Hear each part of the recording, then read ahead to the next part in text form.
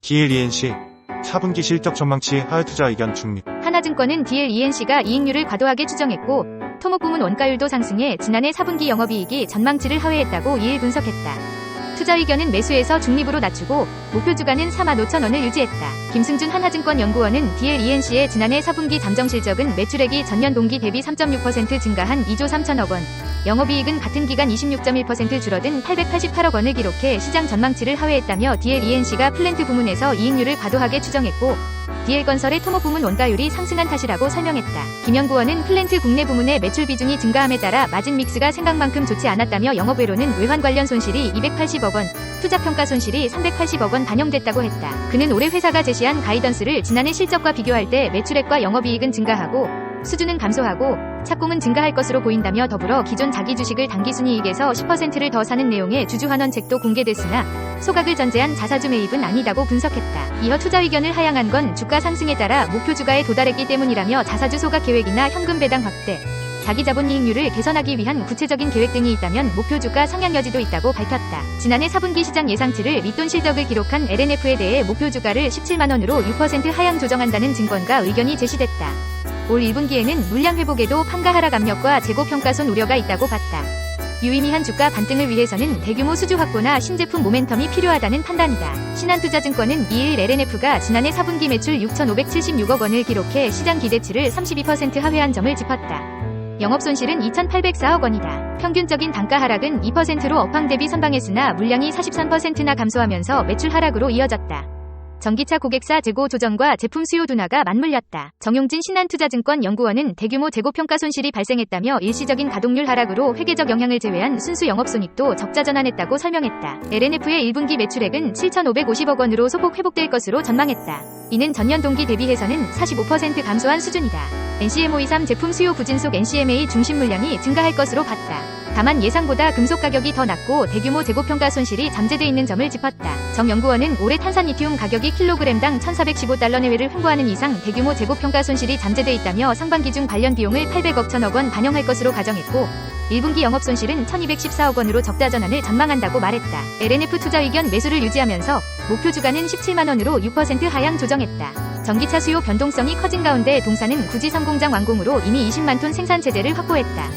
당분간은 투자 및 확장보다는 내실 다지기에 나설 시점이라고 평가했다. 정 연구원은 해외 진출 또는 국내 신공장 확보 계획이 다소 지연될 수 있다는 점을 감안해 목표 주가를 조정했다며 주가 상승을 위해서는 성장 속도를 다시 재개시켜줄 수 있는 대규모 수주 확보나 신제품 관련한 모멘텀이 필요하다고 전했다. 대신증권이 2일 DLENC에 대해 투자 의견 매수와 6개월 목표 주가 55,000원을 유지했다. 기대치 대비 실적이 못 미친 것은 아쉽지만 주요 포인트였던 플랜드 매출 성장, 주택원가 개선이 확인됐다는 점에서 여전히 성장과 안정성 모두 높다고 판단했다. 이태환 대신증권 연구원은 지난해 4분기 연결 기준 매출액은 전년 동기 대비 3.6% 늘어난 2조 3,400억 원, 영업이익은 26.2% 감소한 887억 원을 기록했다며 잠정치는 대신증권 추정 및 시장 컨센서스를 밑돌았다고 했다. 이어 주택 부문에서 계획 대비 실제 도급증액의 차질이 나타나면서 원가율이 예상보다 높게 나타났으나 별도 기준 원가율이 전 분기 대비 2.0% 피 내린 90.9%를 기록하며 개선 추세는 유지됐다고 설명했다. 또 실적 성장이 본격화되는 플랜트 매출은 4분기 별도 플러스 현지법인 합산 기준 6,767억 원을 기록해 전 분기 대비 29% 상승을 시현했다며 S-오일 샤인,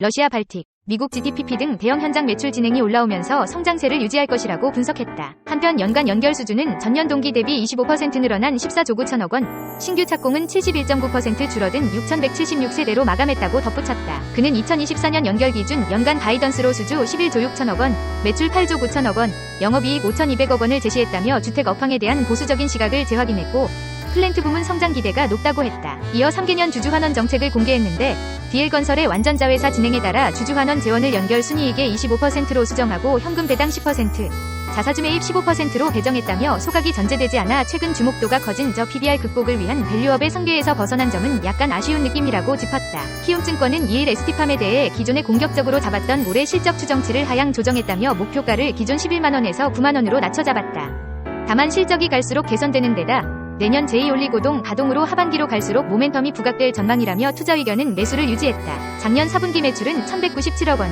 영업이익은 214억 원으로 나타났다. 전년 동기 대비 매출과 영업이익은 각각 114%, 132% 증가했다.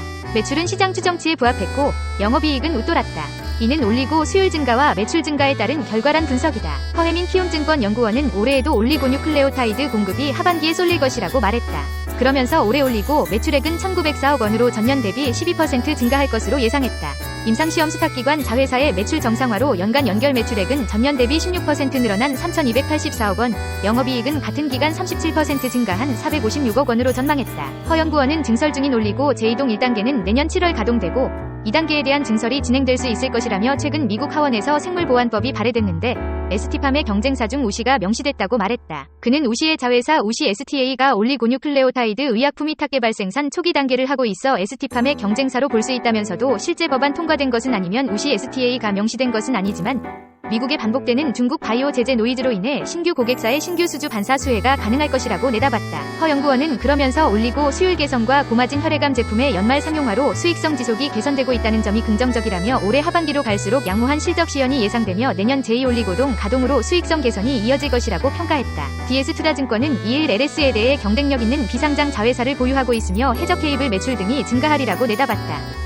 투자 의견과 목표가는 제시하지 않았다. 전 거래일 종가는 96,000원이다. 양영모 DS투자증권 연구원은 LS는 전선업을 영위하는 LS 전선 92%, 전력기기의 LS 일렉트릭 47%, 과거 니코 동제련이었던 M&M 100%, 트랙터 사업을 영위하는 엠트론 100% 등을 보유하고 있다며 경쟁력 있는 비상장 자회사를 보유하고 있다고 평가했다. 또 LS전선은 매출액 6조 원 수준의 OPM 4%를 기록할 전망이나 앞으로 매출 증가와 마진 개선 가능성이 크고 LS 일렉트릭은 상장사로 시가총액 2조 원이기 때문에 47%의 지분 가치는 약 9천억 원에 해당한다고 덧붙였다. 양 연구원은 이어 M&M은 매출액 10조 원, 영업이익률 24% 수준의 동제련 비즈니스를 영위하며 올해 기준 2,500억 원 이상의 영업이익을 달성할 것으로 전망된다며 엠트론과 I&D도 합산 매출액 5조 원, 영업이익 1,000억 원이 가능한 비즈니스라고 설명했다. 그러면서 양 연구원은 앞으로 LS가 해적 케이블 매출 증가와 M&M 호조로 실적 개선을 이루리라고 전망했다.